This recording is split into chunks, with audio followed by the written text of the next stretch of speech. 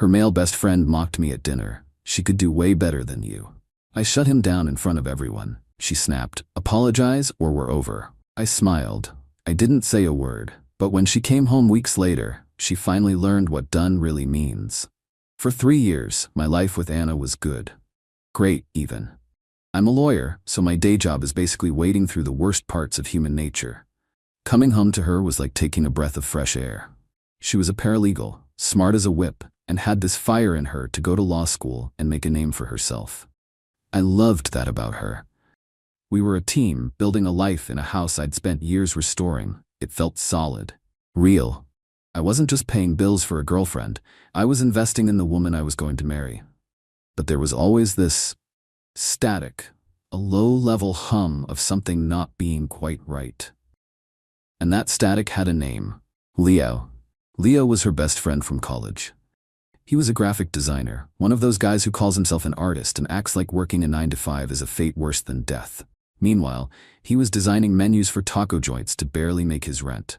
To hear Anna tell it, he was her ride or die, her platonic soulmate, the guy who protected her. To me, he was a leech with a superiority complex, and he had made it his life's mission to undermine our relationship. He was a pro at it, I'll give him that. He never did anything you could call him out on directly. It was all subtle digs, little poison darts disguised as compliments. Her ex-boyfriend, Alex, a musician who'd broken her heart, was his favorite topic. If I took Anna on a nice vacation to Mexico, Leo would find a way to bring up some spontaneous camping trip he and Anna took once. "Remember that, Anna?" he'd say, all wistful. "You can't plan moments like that. You just have to be with someone who gets your free spirit." The message was always the same. I was the boring, safe choice, and he was the gatekeeper to the exciting life she was leaving behind. And Anna? She ate it up with a spoon. She was completely snowed by his protective friend act. Anytime I'd even hint that he was out of line, she'd get defensive. "He's just being Leo. He was there for me when Alex shattered my heart. He's just worried about me. He's family, Jack. I'm a patient guy. You have to be in my line of work. You don't jump on the first piece of evidence. You wait. You let the other side talk. You let them build their own case against themselves, and you wait for them to hand you the rope." I waited for Leo to hand me the rope. The moment came a month ago. I just won the biggest case of my career. 6 months of my life, gone. Countless sleepless nights, weekends spent buried in paperwork. But we won, and it was a huge deal for my firm and for me. To celebrate, I threw a dinner party. My closest friends, the ones who'd barely seen me for half a year, were all there. And because I was still trying to be the good guy, I told Anna to invite her friends, which of course meant Leo was coming. The night was perfect. The house was full of good people, the expensive wine I'd been saving was open, and I was actually relaxing for the first time in what felt like forever. Leo, naturally, was soaking up the free booze and acting like he co-owned the place. He got a few drinks in him and decided it was time for a performance. He started on some long, boring tangent about an art exhibit, which was really just an excuse to talk about the difference between creators and suits. "It's just a different way of seeing the world," he said, looking right at me. "Some of us are driven by passion, by art. Others are more practical." He took a long, slow sip of my wine. My friends knew his game and were shooting him looks that could curdle milk. I just gave him a tight smile and refused to engage. But he wasn't done. He turned to Anna, putting on his best concerned friend face. "I just hope you're happy, Anna," he said, his voice dripping with fake sincerity. "I mean, Jack's a great guy. He's stable, he's a provider, he's reliable." He said reliable like it was a dirty word. Then he paused, looked me dead in the eye, and let a smug little smirk spread across his face. "But you've got to admit, she could do way better than you." And there it was. The rope. The whole table went silent. You could have heard a pin drop. My friends looked like they were about to physically restrain themselves from launching across the table. Anna just stared at her plate, blushing. She wasn't mad at him. She was just embarrassed that he'd made a scene. That was the moment the focus snapped into place for me. The picture became crystal clear. The patient lawyer was gone. The man who had just been fundamentally disrespected in his own home, in front of his friends, by a man who was living off his generosity, was now running the show. I put my fork and knife down, very slowly. I folded my hands on the table and fixed my eyes on Leo. The friendly host had left the building. The prosecutor had just taken his place at the podium. "That's a bold claim, Leo," I said. My voice was dangerously quiet. "I'm interested in your reasoning. In your expert opinion, what does a better man for Anna look like? Please, be specific. Lay out the criteria for me." Leo was completely thrown. He was geared up for a shouting match. He wasn't prepared for a calm, methodical cross-examination. Well, he stammered, "someone more on her level. A creative, someone who gets her." "I see," I said, nodding. "So the main qualification is being a creative. An interesting theory. And I assume you see yourself as fitting this description?" "I think I understand her better than anyone," he said, puffing out his chest. "Perfect," I said. "So you're the gold standard. Let's examine that. Let's add a few other factors to this analysis. Let's talk about something more concrete than vibes. Let's talk about investment. As everyone here knows, Anna is in her second year of law school. It's a top-tier program with a price tag to match. I'm paying for that, the whole thing. It's a major investment of capital, of course, but it's also an investment of faith. Faith in her and faith in our future together. So my question for you, Leo, as the self-appointed gold standard of what's better for Anna, is this. What have you invested in her future lately, other than your consistently negative opinions of me?" Leo's face went white. Anna shot me a panicked look. "Jack, don't do this," she whispered. I held up a hand to silence her, my eyes still locked on Leo. "I'm not done. Let's talk about the car she drives. It's safe, it's reliable, it gets her to school and back. I bought it for her. Now, you have a car too, right, Leo? A cool little convertible that seems to break down a lot.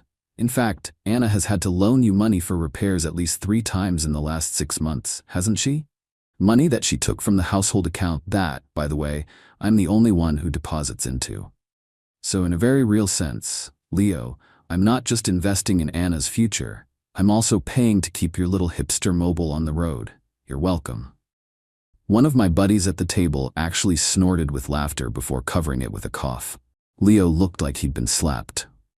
"And finally," I said, leaning forward, my voice dropping, "let's talk about this house. The roof over her head.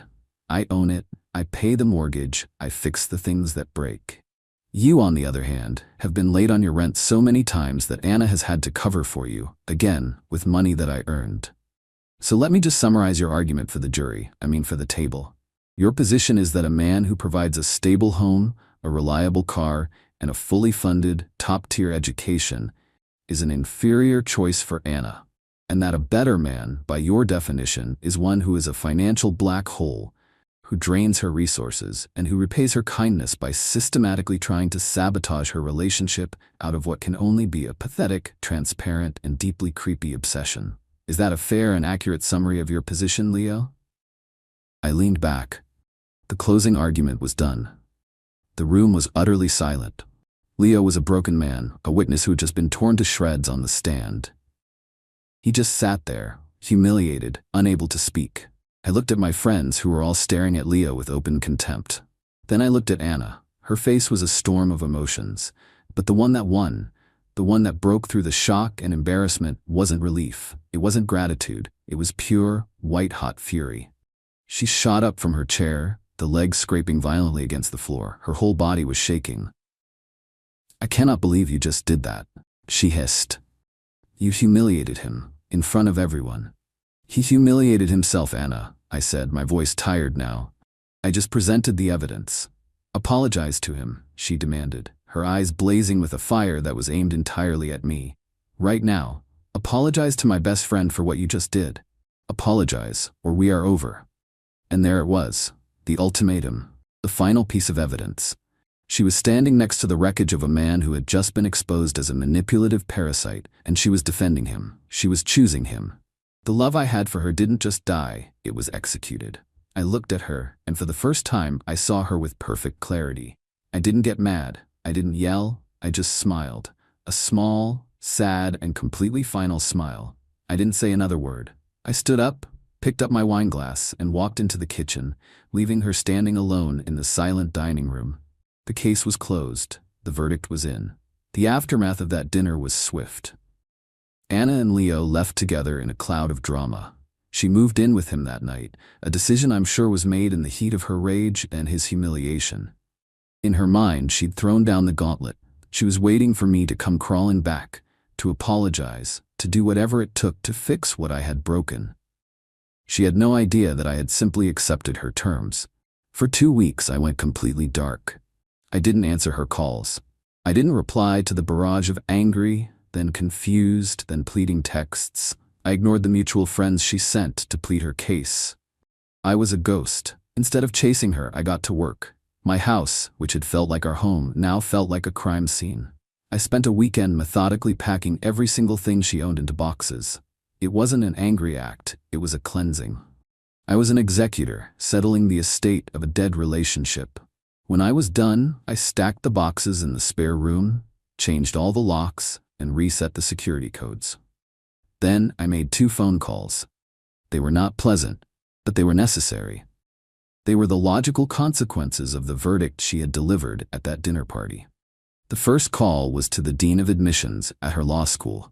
I had a good relationship with him from my alumni work. I explained in calm, professional terms that due to a permanent change in my personal circumstances, the private scholarship fund I had set up to cover Anna's tuition was being dissolved, effective immediately. The second call was to the managing partner at my firm.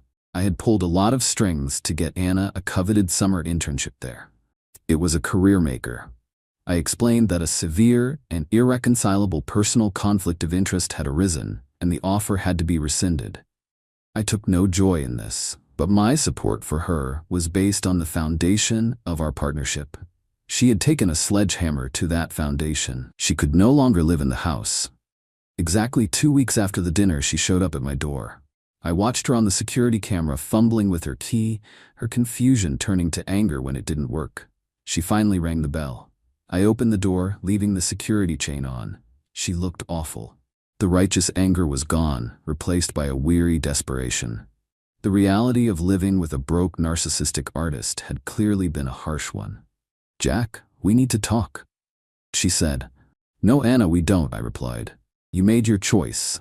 The conversation is over. You can't just throw away 3 years over one fight," she pleaded, tears starting to form. I was angry. I wasn't thinking. "It wasn't a fight," I said. "It was a moment of truth. You were given a clear choice between your partner and the man who has been trying to destroy our relationship, and you chose him. You demanded that I apologize to him. You chose to defend the parasite. That's not something I can forget." The panic was starting to set in as she realized I wasn't budging. "But everything we planned," she stammered. "Law school, the internship?" "Yes, about that," I said, letting the silence stretch. "The tuition for your final semester is due next week, isn't it? I hope you and Leo have a plan for that because my investment in our future has been terminated." Her face went white. "What?" she whispered. "And the internship at my firm," I continued, relentlessly. "That offer has been rescinded. The firm takes conflicts of interest very seriously." She actually stumbled back, her hand flying to her mouth. The internship was her golden ticket. The future she had been so sure of was evaporating before her eyes. "You can't do that," she whispered, her voice breaking. "Jack, please, you can't." "I already have," I said. "Actions have consequences. You gave me an ultimatum. Apologize or we're over. I chose over. Now you get to live with the consequences. Go ask Leo for help, the man who is so much better than me. I'm sure his creative genius includes a plan to pay for your $50,000 tuition and replace the career you just lost." I closed the door on her tear-streaked face. I didn't feel happy. I didn't feel sad. I just felt quiet. The trial was over. The aftermath was predictable. Anna's life fell apart. She had to drop out of law school just months from graduating. The dream was dead. She and Leo are apparently still living together in his tiny apartment. I've heard from friends that it's a special kind of hell. She's consumed by resentment for what he cost her, and he's stuck with a woman who is a constant, bitter reminder of his own inadequacy. He got the girl, but he got a broken version of her that he can't afford to fix. I didn't do this for revenge. I did it for myself.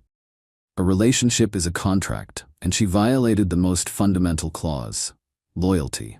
My actions weren't a punishment. They were an enforcement of the terms.